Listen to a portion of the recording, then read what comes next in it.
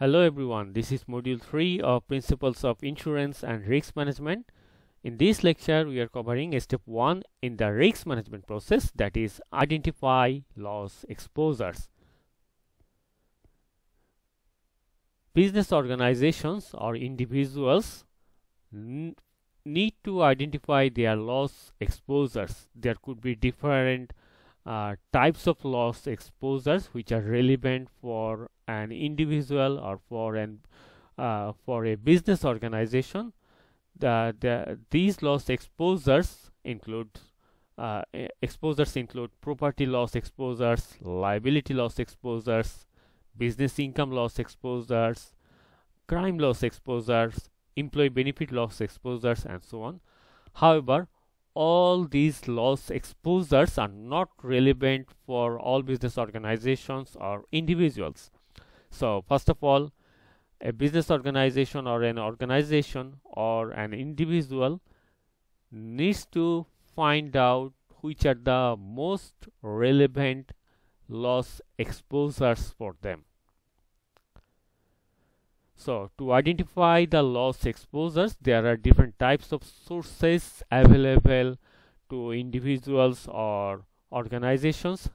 These sources could be risk analysis questionnaire and checklists. So this will help these questionnaires and checklists will help risk managers to identify the most appropriate loss exposures for the risk management process.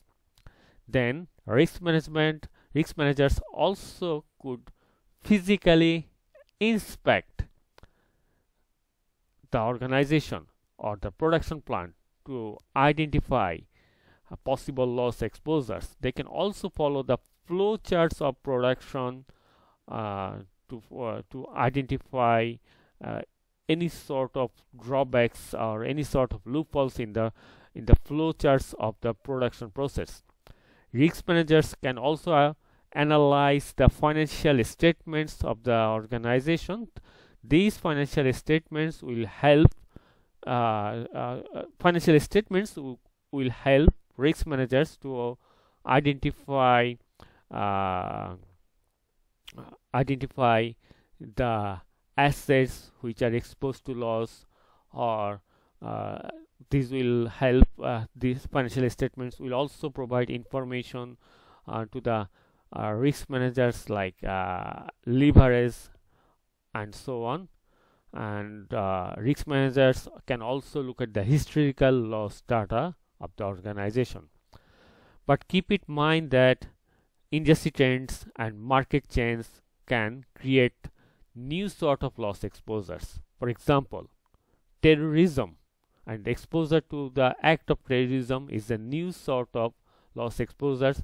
In the meantime, we know that climate change is also a new sort of loss exposures for many business organization, especially if your business is or if your production unit is is somewhere that has high climate change exposures.